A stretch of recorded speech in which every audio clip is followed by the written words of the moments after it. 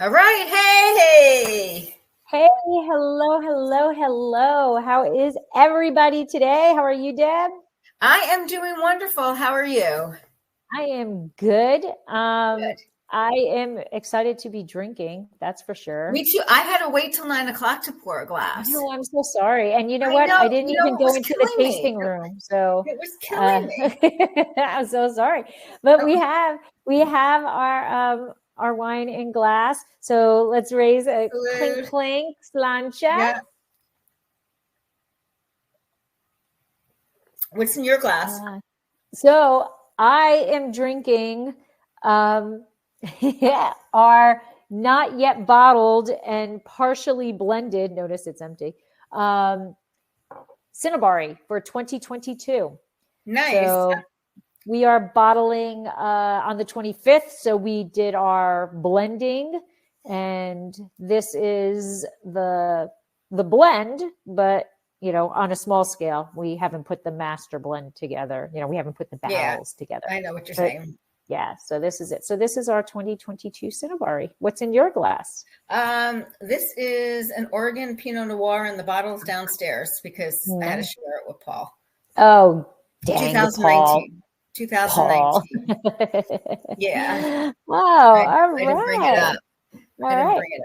So, well, we are back on Winefabet Street, and we had so many questions to answer last month that we extended it to a part 2. And this is actually the very first time we've done a twofer.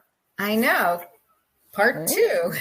Part 2 of Q is for questions. So I'm going to get to Elmo right away. How does that sound? I'm sorry, what? I'm going to get to Elmo right away. Yes. So we let Elmo roll. Let Elmo roll. I hope Elmo's in there. Yeah, he is. He's here.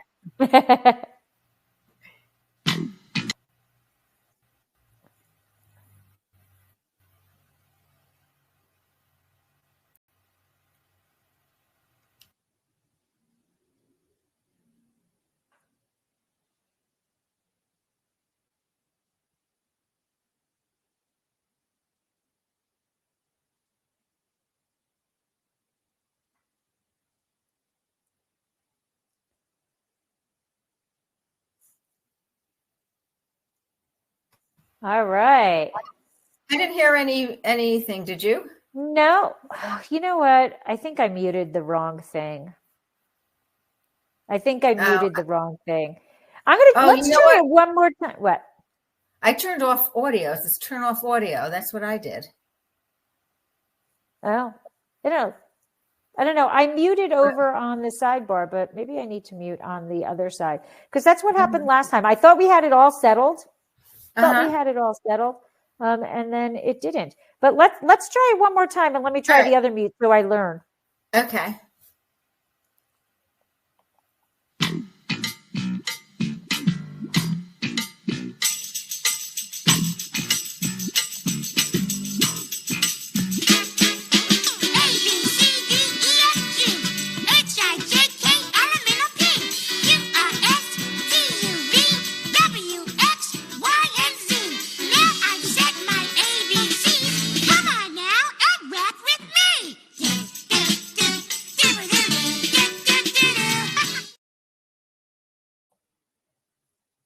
All right. Did you hear it that time? I heard it that time. Okay, awesome. And I turned the same thing off. So okay, I think that was on my half. I muted the video versus muting myself, because when I don't mute myself, it echoes. Yeah. Anyway. Okay. Well, off to a smooth start as normal. All right. Let's start with the next question we had on the list. Well, should we introduce ourselves? What happens if people are just starting in? They don't know who we are. Okay. I was tired. I told you I was tired. I am Debbie Giaquindo. I am the Hudson Valley Wine Goddess. I'm known as the Hudson Valley Wine Goddess. I'm a certified specialist of wine, a wine location specialist in port and champagne, and a certified sherry wine specialist. I'm author of the book, Tapping the Hudson Valley, Day Trips and Weekend Itineraries, Traveling Throughout the Hudson Valley. wine region. I'm chairperson for the Hudson Valley Wine Spirit Cider Competition, which is the Saturday after Labor Day at the Hudson Valley Wine Festival. And did I do Tapping the Hudson Valley? I did that. Author of Tapping the Hudson Valley. Yep. And I'm partner in a restaurant called Trio North Wildwood, which is located in North Wildwood, New Jersey. And with fingers crossed, we're going in front of the planning board May 15th to get a variance so that we can have a liquor license and have an awesome effing wine list, something that will be unlike any wine list down at the Jersey Shore. It'll be creative. It will not be, heavy on the California. There'll be wines that I will be able to introduce people to, a lot of wine for Bet Street wines, and educate people. And I don't know if I've got anything else going, but whatever it is, I'm sure somebody will tell me. And it's going. Yes. Well, I am Lori Budd. My husband and I own Dracena Wines in Paso Robles. Our tasting room is located in downtown Paso, right on the corner of 13th and Pine. So come on and give us a visit. I am also exploring the wine glass. So we are wine educator, Spanish wine scholar, WSET Level 2, champagne specialist, Côte d'Aron specialist. And I am leading an educational seminar the beginning of May on Monastrell. We are going to be comparing Paso Robles Monastrell to Spanish. That sounds Monastrell. Good. Can I come? Yeah, come on. I would love to have you come out here. Yes. Probably on a weekend, right? It is actually a Tuesday night. May? Oh, wait. May I think what? It's May 5th. So. And that's cutting it close with everything for the planning. Yeah. But I would hop on a plane on Sunday. Absolutely. Yeah. Come back on Thursday. And actually, I just was kind of booking a flight to come back home to Jersey, and I totally forgot I was doing that program. So, oopsie. So good thing we had this program. Yes. All right. So let's get started with our questions. All right. And I don't know, I'm going to switch this over to the attendees and chat. So we have one person. So hello, whoever is visiting at the moment. And please feel free to add your questions in. And if anybody else joins in, please feel free to put those questions in the chat. But our first question of tonight is, what makes a wine complex? And I think this is a funny question because, like, people are like, oh, is this a complex wine? What makes it, if you think it's complex, it's complex. I'm just going back to that, right? I agree. I personally think it's a wine with power. It's something that's strong. It's robust. It's got layers. It's got textures. Right. See, so now, I don't necessarily agree with the robust, because I think you can have a complex wine that is elegant, that is silky, yes, absolutely. Right?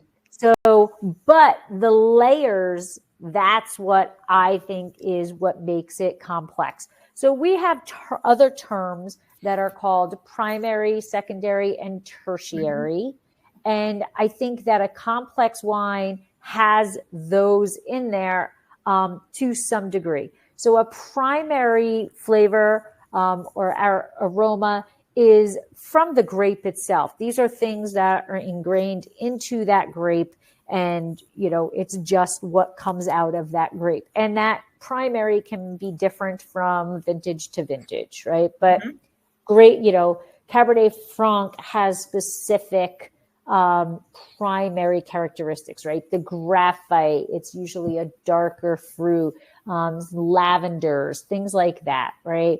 Viognier has the white flowers, right? Those are primary. Secondary are things that happen during fermentation. So after the yeast get in there and they are going to start eating up that sugar.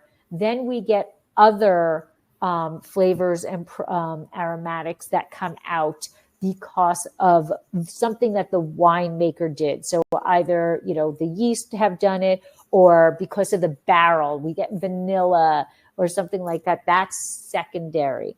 And then finally, the tertiary, that's kind of as the wine ages. Those are things that come in as the wine ages. And all of these come in and they create a mouthfeel or a finish, all of those types of things. So I think, a complex wine is able to evolve through. You're going to have those primary, those secondaries, and then as time ages, you get some of that tertiary. It evolves. The wine is constantly evolving. And when I say the wine is constantly evolving, it's as it airs, as you leave it open, as it sits in the decanter, your first sip is not going to taste the same as your last sip. Right. Absolutely. And that is so true. And, a whole other, I don't think we have this question, but the temperature, or we might have done it earlier. The temperature, right? If it's something is too cold, you're not letting it express it. You're not letting that wine express itself the way it should be or the way it wants to be. So, but absolutely, if you pour a wine into a glass, that very first sip is going to be very different than if you're taking your time and, enjoying that wine, not just chugging it back. And then, a lot of times, and, we'll have a bottle and no, we didn't open it beforehand. So, because we didn't know what we wanted to drink, and we'll have the first glass and you sit and talk. And by the time you get to the last glass, it evolves so good. And it's like, wow, this is great. And it's like, there's nothing left. Right. You're like, oh, like, do we have a second bottle? We got to write a note, Right. Right. Make sure we put this in the decanter or open it. A lot of times also if you know that your wine can be a complex wine, open it 40 minutes before you're gonna serve it. That's also, something that you can do. But right, absolutely. In my house, a lot of times I don't know what we're drinking until we just pull it and open it. Exactly. Oh, wait, go get that decanter, or That's when you do the double decant. You just pour it in and plop it back in. Yeah. So, but Patty's here. Hi, Patty. Do you miss me, Patty? I was in Cabo with Patty. Oh, okay. Lucky you guys. And she's still talking to me after 6 days with me, so she showed up. I love you, Patty. All right. We'll move on to the next one. Next question is there a foolproof method for pairing wine with food? Well, everybody's palates are different. But what I like to say is a lot of times what goes together grows together. Mm-hmm. So if you're drinking a Spanish wine, you might be having some manchego cheese, or you might have cooked up a Spanish dish, whether it's white or red, that pairs well. So what grows together goes together. But on the flip side, when you just don't, you're just pulling a bottle and you've got, whatever it is on your plate that you've made for dinner, you can do something that complements your wines and something that contrasts it. Mm-hmm. But there's really, it's up to you, and it's a little subjective, when you complement it, you look for the same flavors, say you're having a buttery lobster tail, you might want to have a buttery shard, that's, and contrast, fried high food. acid, right? I was going to say fried food with a high acid wine, an Albarino or sparkling wine with, fried calamari, champagne with oysters, things like that. So it's really, experiment, you can have a high acid. The high acid will definitely cut down with the buttery lobster, which would be great. That's where you cut have through all of that fat contrast, but yet the buttery Chardonnay will really expand that butter flavor, make it pop in your mouth. And if that's something you like, that might be something where you might want to go with that. So it's really, there's no foolproof method. There's no laws that says you have to drink this with that. And a lot of times you might be really pleasantly surprised and with what you're eating and what you chose to drink on how well it goes together and how it might change the taste of the wine and explode on certain flavors, or vice versa with the food as well, or just be a total explosion of wonderful things in your mouth. Yeah. You know what I think is always an interesting thing? You always see in romantic movies or whatever, people are drinking wine and chocolate, having chocolate and wine. And that is a very difficult pairing.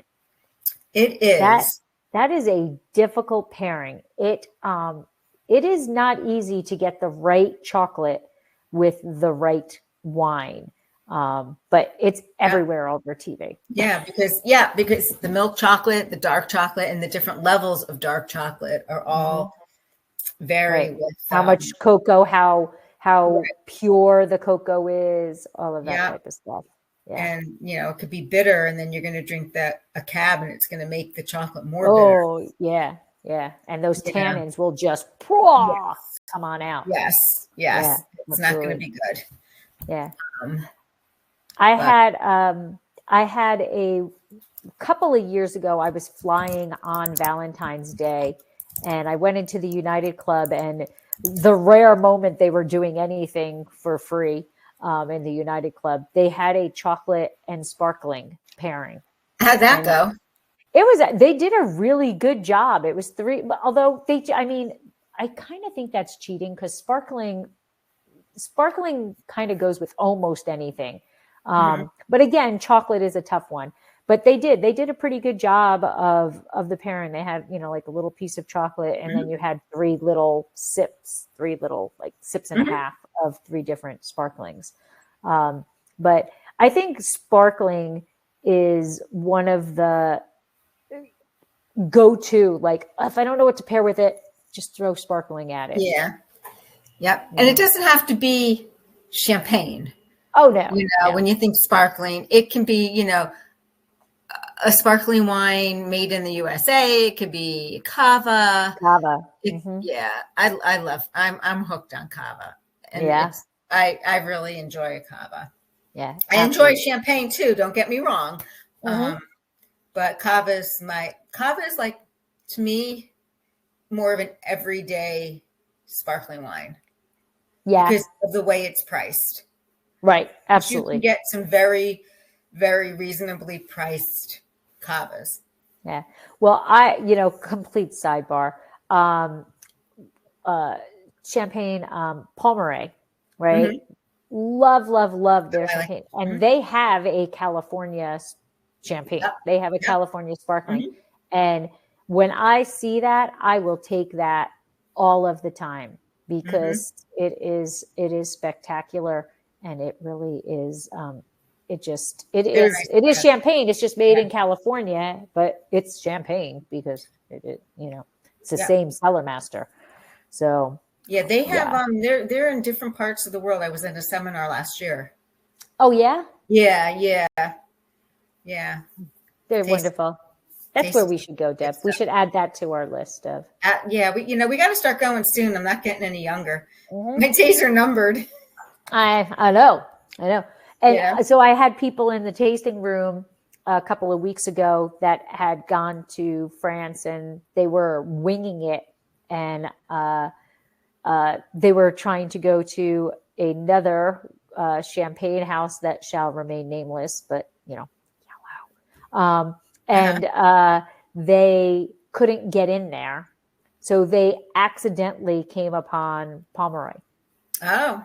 And I was like, oh my God, like Yeah. what a happy accident. And they're like, Yeah. it was wonderful. It was wonderful, you know? So yeah, they are by far one of my favorites, and Yeah. they are moderately priced, and Mhm. you know, not, again, we're off of the topic Yes. of the questions, but there is expensive champagne out there, and there is not so expensive champagne. Mhm. So, And it's good. You just got to Yeah. know what to buy. right, You grow your absolutely. champagne. Yes. Yes, but that's a topic for another Another episode. Yes. episode. All right. So next up, we have, why do some wines give me a headache, and how can I avoid it? This one I absolutely love, because the number one thing that comes out of people's mouths is, I cannot drink red wine because of the sulfites. The sulfites give me headache. And to me, that is nails on a chalkboard, because that same person, I was like, well, I'm trying to explain, it's not sulfites that are causing your headache. It could be alcohol, right? So, we have tendency to have higher alcohol wines, and then alcohol is a dehydration. So dehydration causes headaches, but it's not the sulfites, because I say to them, I'm like, they're like, well, I can only drink white wine because of this, red wine and the sulfites. Well, I'm sorry, people, white wine has more sulfites than red wine has. So that proves it's not the sulfites. And the sulfite, that's not really right, Pat. I like that. Yes, don't drink the whole bottle by yourself. Yes. But white wine has more sulfites than red wine. And it is shown that there are people in our population that are allergic to sulfites, but it is deemed down to mostly people who have asthma, and 1% of the people who have asthma have an actual allergic reaction to sulfites. So that headache is not from sulfites, it's from the alcohol or dehydration. And dehydration. Right. Or those people who are picking those bottles that taste exactly the same vintage after vintage. You got to think about that. How can I make a wine that tastes exactly the same every vintage when Mother Nature is not the same every vintage? Something has to be being put in that wine to make it the same. And that may have something to it. But if you are allergic to sulfites, then you are not eating ketchup. You are not having orange juice. You are not having any dried fruits, because all of those products have significantly more sulfites in them than a red wine does. Yeah. So hydrate. The rule is 1 glass of wine, 1 glass of water. And I don't know how many people actually follow that suit. And it doesn't work when you just try to catch up at the end, chugging I got my water. There you go. Yeah. So yeah. So that is the headache. It is probably more to do with the high alcohol, the dehydration, or you're drinking a wine that's got some other stuff in it to, make it the same vintage after vintage. Yes. So, alrighty. So our next question is, how important is the region or terroir when choosing a wine? Well, that's a really good question, because it really depends on what you're looking for. And you also, as you were saying about wine being made the same every year, if you're looking for a California Cabernet Sauvignon, you're not going to be happy if you pick up a New York Cabernet Sauvignon, because they're grown in 2 completely different climates, completely different soils. So, some believe that the terroir accounts for the natural environment, the viticultural sites, the soil, the topography, the micro and macro climates. But, winemaking, you're not going to get the same from one region to another. Mm-mm. Because all of that terroir, which when you're talking about it, the soil, the weather, the root stock, all of that comes out in the glass. Yep. So a Sauvignon Blanc, if you take a Sauvignon Blanc from New Zealand, a Sincere, which is a Sauvignon Blanc from France, a Sauvignon Blanc from the North Fork of Long Island, and a Sauvignon Blanc from California, you're gonna be all over the map with your acidity, mm-hmm. with your flavor profile, because it's the same grape. Yes, it's the same grape, and each grape is known for certain flavors, but it's what's in the soil and what is in the environment, the weather, the heat, the coolness that brings out those flavors in the wines. So,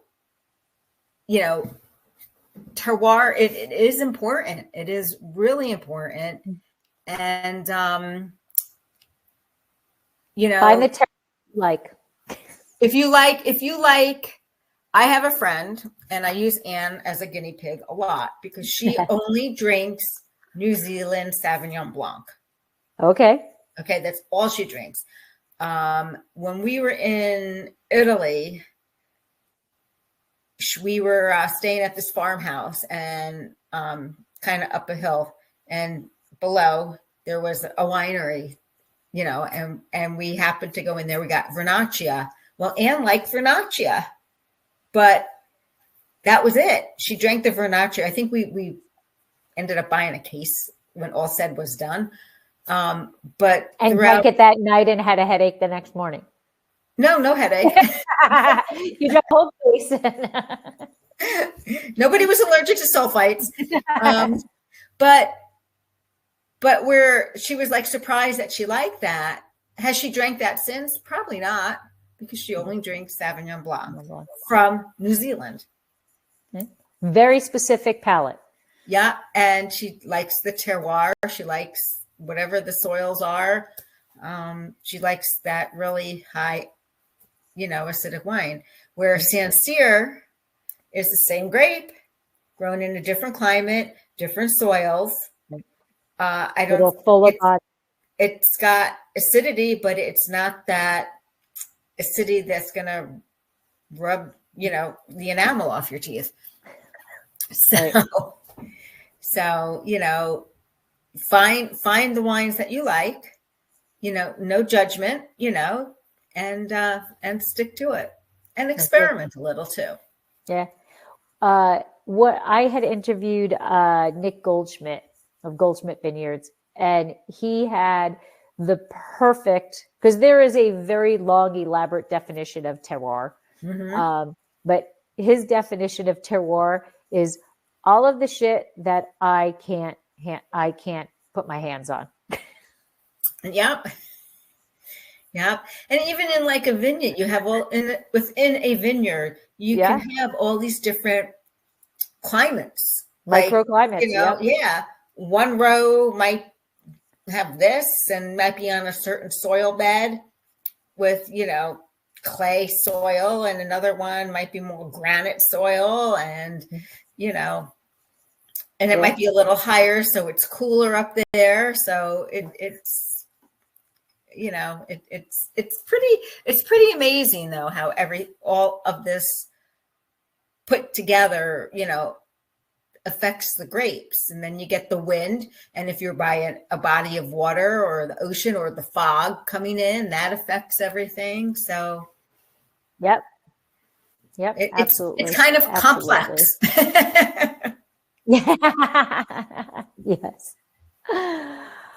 All right. So this is a question that says, what makes a Chardonnay buttery? Now, first, it does seem to always be Chardonnay, but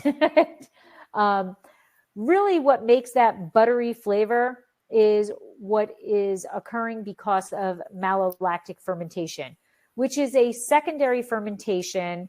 And so the grape itself has a lot of, there's a lot of acids in there, and those acids change as it ripens and everything. And so when we harvest, there's quite a bit of malic acid in the grape. And if the wine goes through malolactic fermentation, basically what is happening is that the malic acid is being converted into lactic acid. And malic acid, which personally I absolutely adore, is that green apple flavor. It's a little bit more tart, right? Lactic acid, and it is the same exact lactic acid that you get in your muscles when you feel that burn, when you are, when you're working out and your muscles start to burn. That is lactic acid, and it's the same exact lactic acid, but what that does is it converts that tart green apple into more of a creamy, buttery flavor, right? It's the diacetyl. It's creating diacetyl, and that diacetyl is what gives us that buttery flavor. I think of it as milk, like the lactic acid with milk. Right. It's Absolutely. creamy, it's buttery, it's soft on the palate. Right. Absolutely. So where malic acid is a little bit more like, Anne would probably like malic acid better than lactic acid. Right? Absolutely. Right. But the lactic acid, the interesting thing, to geeky people like me, the interesting thing is, even though it's called malolactic fermentation, it technically is not a fermentation, because by definition, fermentation is the yeast are eating and releasing alcohol and carbon dioxide.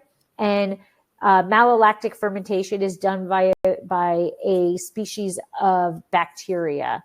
It is Enococcus eni, and there's other lactobacilli that can go through this process. And basically what they do is they are eating the malic acid and they are converting it into the lactic acid. And that byproduct is that diacetyl that gives us that buttery flavor. What it also does is changes that mouthfeel from a tart, wake up your palate, to a mouthfeel that coats your palate. So it feels like a fuller bodied wine on your palate. But again, it's technically not a fermentation because it's not using yeast, which is a fungus. It's using bacteria. So there's the difference. Okay. The next one up is why do you call some wines by region and others by grapes? And that's really a good question. And I think it gets tricky because every country has a different system for which they use to classify wines, including everything from what grapes are used in the bottle, what they can actually grow in that area. So generally speaking, though, most old world bottles are labeled by region, and new world bottles are labeled by varietal, by the grape. So you'll have, Cab Franc, Chardonnay, where you'll have in France, Sancerre, Loire Valley. And it's kind of like you have to know what grows in those areas. Burgundy, it's a white Burgundy. Well, you have to know, what grows in Burgundy? Chardonnay. Loire Valley, Chenin Blanc and Sancerre. And in situations like France, it's, I don't want to say dictated, this is what you grow here, but pretty much it is. It's dictated. You can grow in the northern Rhone, you have Syrah, but you can have Roussanne and Marseille, but that's it. Southern Rhone is different. So it's interesting. It can be confusing. Chianti is Sangiovese. You just have to know, I didn't know, before I started getting involved in the wine world decades ago, Chianti, but no, it's the Sangiovese grape, and then you have the Nebbiolo grape, and, it's right. And then you have the Barbaresco, right? and the difference of that and the way it's grown and how it's aging and all. Yeah, aged and everything. But it's the same grape and it's two different price points. extreme different price points. But, think, old world and region and new world as varietals. Yeah.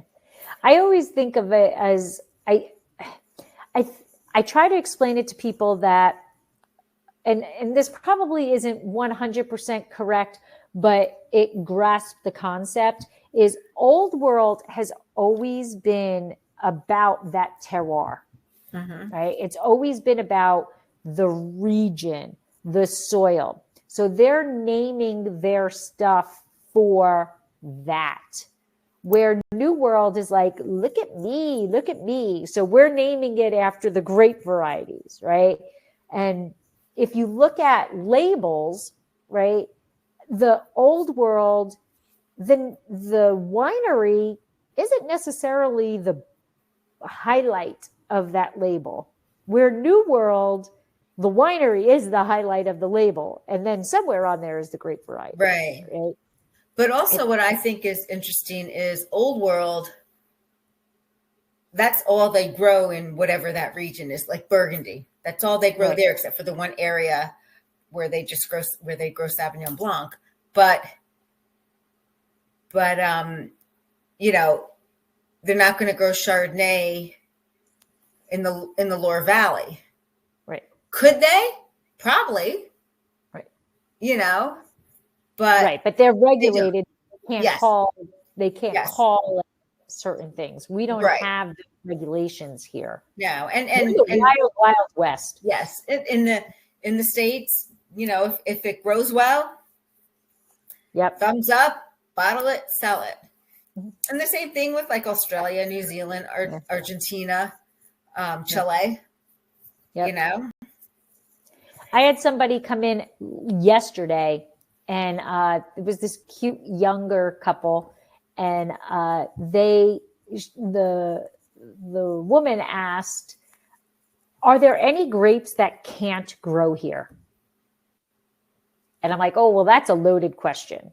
Like that, like, are you asking like we can't grow them, or are you asking do we not grow them?" Right? I was like, so each grape variety, I think the reason why those areas are so specific, like the Loire Valley with Chenin Blanc, right? Is that Chenin Blanc grows well there. It's got the silt soils. It is a cooler climate. It's got the water because of the Loire River. So it's got the climate that comes in and is that influx, from the river. That's what Chenin Blanc likes. So can I grow Chenin Blanc in Arizona? Sure.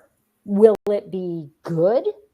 That's a whole different story, right? And I think in the old world, they know what they grow well, and now we're dictating this is all you can grow if you want to use our AOC or DOC or whatever, whatever it is. The different crews. Right. They know what grows well, and we're going to stick to that if you want to use the regulations. But the winemakers are more than they're able to grow other grape varieties. They just can't label them because they're not the grapes from that area. Yeah. Right. But yeah, you can, you pretty much can grow anything you want. Will the grape be happy there? That's a different story. Yeah, because certain grapes grow grow well within certain types of soils. Right. So if they don't have those types of soils, they're not getting the nutrients for them to be the best that they can be. It can be. Right. Absolutely. Absolutely. All right. So next up we have, what the heck is an orange wine? I love this question. So orange wine is basically a rosé from a white grape. So a rosé is a wine that is made from a red grape, but it spends very little time on skins. So the winemaker is going to keep track of how much time it spends on the skins, because keep in mind that the color in your wine comes from the skins mostly. And that's the same with a white grape as a red grape, right? So typically, well, the rosé, we spend a little bit of time on the skins and we get that pretty pink color. The longer it stays on the skins, the darker the color.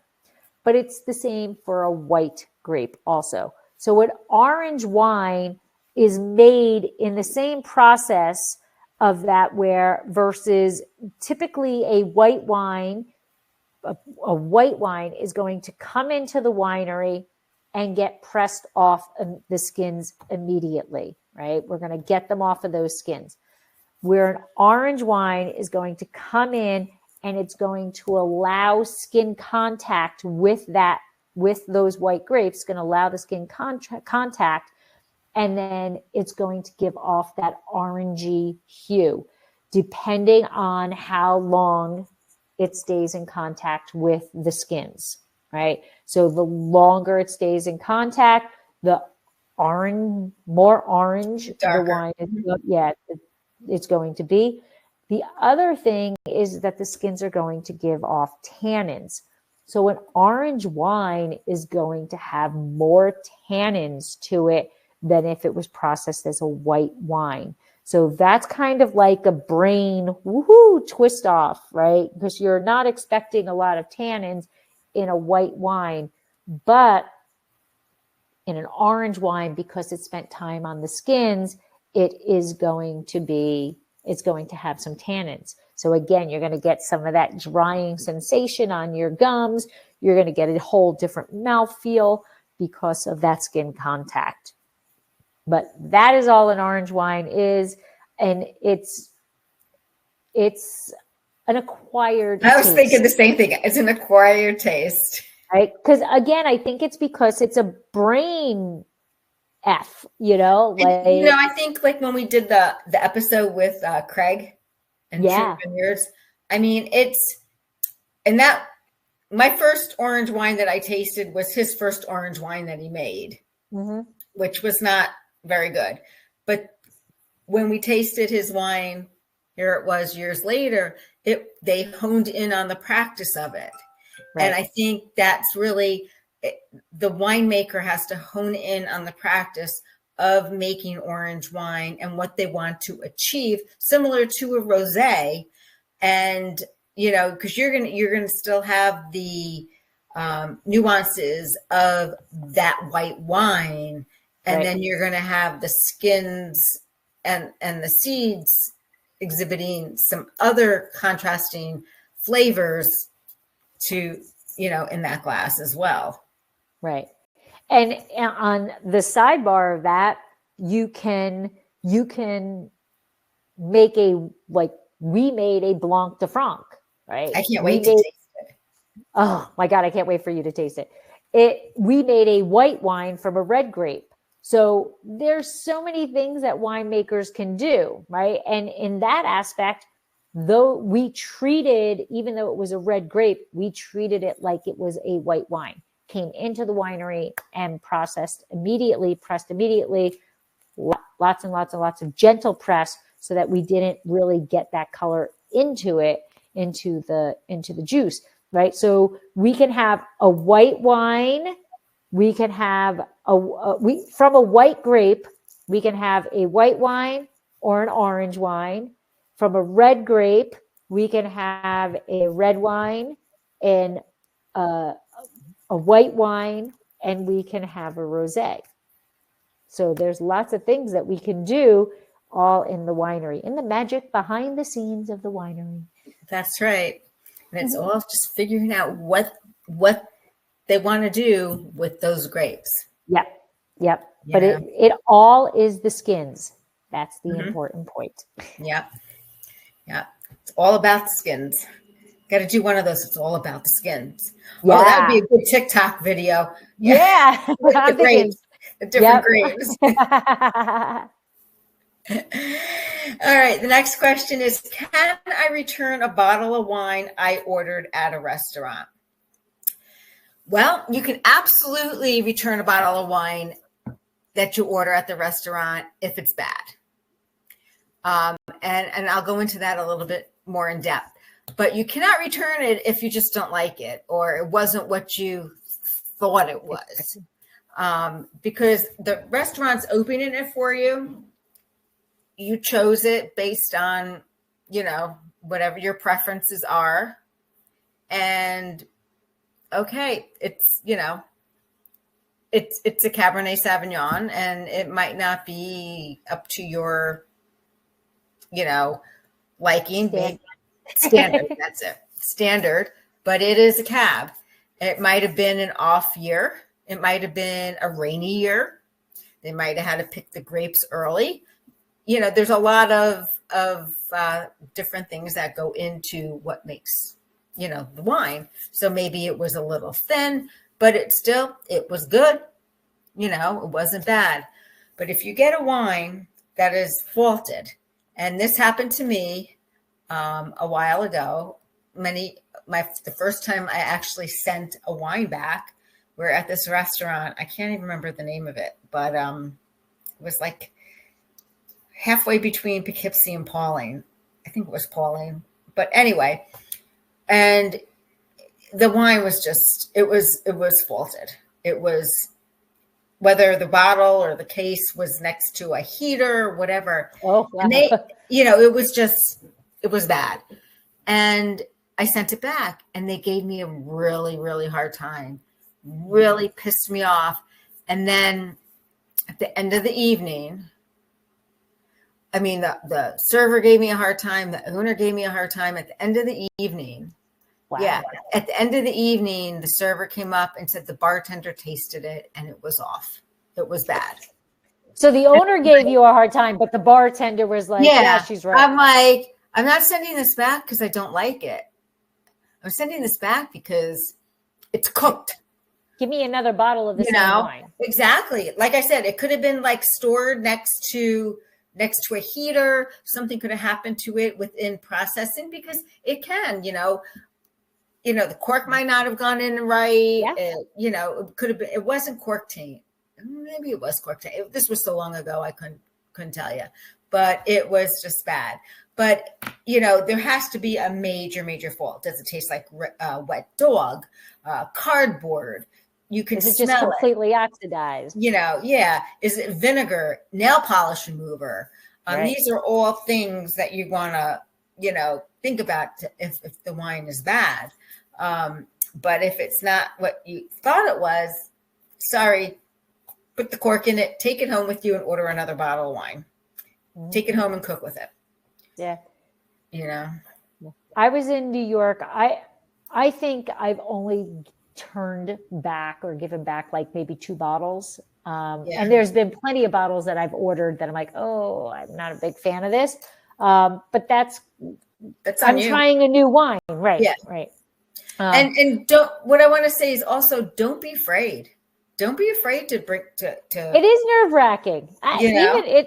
It's nerve-wracking to say, you know what? I don't like this wine. Yeah. There's something wrong with this wine. There's something wrong with this wine.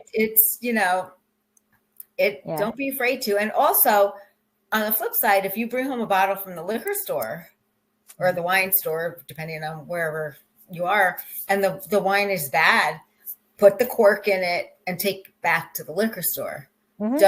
Don't dump it and go back with an empty bottle and say this wine was bad. Put the cork in it and take it back to the liquor store, with your No, you receipt and didn't say, drink look, I it, bought right? this here and I just opened it and it Mhm. was bad.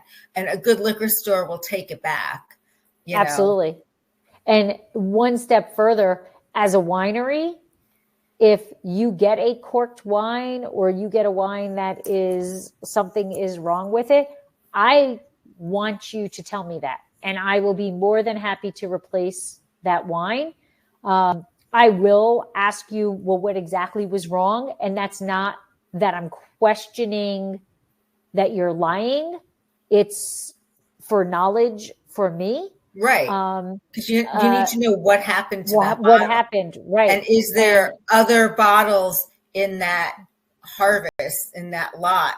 Right, exactly. That might be bad. Exactly. And I opened a case of one of our wines in the tasting room, and on the top of like the capsule, which is one reason why we're going naked. We are now naked, no more capsules with this. Okay. We started with last vintage, but this vintage, on the top of the capsule, I could see red. Mm-hmm. And I was like, huh. So I pulled the capsule off and the cork was red. So it was in a case. It's the only bottle in that case that happened to, but that's a defective cork. It didn't it didn't go in right, or there was something wrong with that cork. I don't know what caused that, but that's a bad bottle. And I'm actually saving it because Mike is traveling. So we're going to taste it as learning experience. But that wine, like, oh my God, if you get that wine, if I didn't catch that and I gave you that wine, I absolutely want you to tell me about that, because I'm going to replace that wine for you, because I don't want you to think that that's my wine. Right. Right. And then one of the times I returned a bottle was in New York. We were in the city and I ordered a Côte d'Aron because I didn't recognize any of the wineries that were on this wine list. And I'm, when that happens, I just go Côte d'Aron because I think it's always a very good value wine. And I tasted it and it was corked. It was so corked. It wasn't even funny. And so I called the server over and I said, I'm sorry, this wine is corked. And he did the same thing. He gave me a hard time. Mm-hmm. And I'm like, we didn't drink any of it. Like I poured it into my glass and I smelled it and it's corked. The bottle is full. And he gave me a hard time. And I was like, just give me, it's not like I don't like the wine. Just give me another bottle. And he went back behind the bar and I watched him and I could tell he was like, rah, rah, rah, about this, this female here who thinks whatever. And then the person he was talking to came over and said, I'm very sorry. That bottle absolutely was corked. Here isn't, are you okay with another bottle of that? I'm like, absolutely. That's the wine I wanted. It's just as corked. So in all honesty, even if it wasn't corked, the proper server should have just said, I'm very sorry about that, and give you another bottle of the same wine, But yes, return if it's faulted. If you just don't like it, that's on you. That's on put you. Put it in your notes that you don't like that winery's wine. Yes. And that's it. That's it. Yep. Absolutely. Yep. All right. We have our last question of the night, unless we get something in our chat there. Yeah, that has a question. Yeah. Should I pay attention to wine ratings? So this is the debate of all debates, right? Why do wineries submit wines to be rated? What's the big deal about a rating? Should I pay attention to it? So on one end, it is absolutely fantastic to send your wine in and get a fantastic rating. That is wonderful for the winery. However, here's my tip. You have to pay attention to who is doing the ratings, because as Debbie talked about on that very first question tonight about the palate, right? Your palate is your palate. So the key is finding a reviewer or finding somebody who is giving those ratings that has the same palate as you do. So if somebody gives a wine 95 points, it is completely subjective, right? So one person may give this wine 95 points. One person may give it, 91 points. Both are great scores. Both are going to be happy. That winery is going to be happy with those points. Obviously 95 is much better, but they're both excellent reviews. However, that's subjective. So if you're following somebody who doesn't have the same palate as you do, even though they rated it 95, 99, you're not going to like it because that person doesn't have the same palate as you do. So the key to following ratings is to find somebody who likes the same wines that you like. So follow somebody. If they say, yes, yes, yes, this is a great wine, go out and grab it, taste it. If you don't like it, leave that person and follow somebody else's wines, ratings, until you find somebody that gives a wine a good score that you also think is a good score. And then in that case, that's the person you want to follow in terms of giving wine ratings. Because wine is subjective and everyone's palates are different. Yep. I remember this one time I went into the liquor store by my house in New York, and I said to the manager, Joe, so what do you got good in here? What'd you get recently? I want to try something new. So I got this wine. It's rated 92 points. It's pretty good. I got it home. I bought it, got it home. Oh my God. It was overcropped California, something or other. It was like, oh my God, we cooked with it, so, just because it's rated 93, 95 doesn't mean that it will be rated 93 and 95 in your palate. Absolutely. Absolutely. So just, read the back of the bottle, see if you can decipher if you think you're going to like it. Do find, if you really want to do the ratings, find somebody who has a similar palate. Yeah, I think that's a very good tip. Because there's very famous reviewers out there that have a very different palate than I have. And then I use them in that method also. So if they rate a wine as like 98 or 96, whatever, I don't buy that wine, because if they really liked it, I know I'm not going to like it. Right. But if they rate something like a 90, right, then I'm like, oh, okay, he really wasn't a fan of that. Or an 89, he really wasn't a fan of that. Then you're going to like that. I'm going to like that.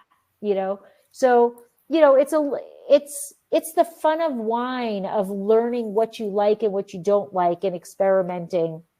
The adage is, to learn about wine, you need to drink wine. And take advantage of the tastings that are in your liquor stores, in your restaurants, the wine dinners. Like, we're going to legally now be able to have wine dinner. Well, I shouldn't say, providing we get the variants, we'll be able to. Right.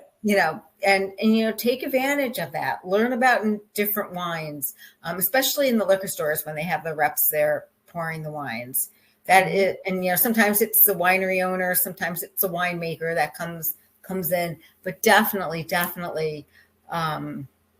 take advantage of that and taste the wines. And if you don't like it, doesn't matter. And if you like it, you're going to go home with the bottle. And, now you're the newest, biggest fan of that particular winery. So that's how you learn what you like and what you don't like about a wine. Yep. So get a wine getting 98, 99, even 100 points, you may not like. So it's all, the important part is knowing your palate and finding people. And it doesn't need to be a paid reviewer. Maybe you find a wine blogger that has that same palate that you have. Mm-hmm. That's all that matters. So yeah, I know I've had people that have, bought wines based on what I have written and have loved them. So, right. Mm-hmm. Absolutely. So I think that's about it. That is it. That's it. So that is the end of questions. Yes.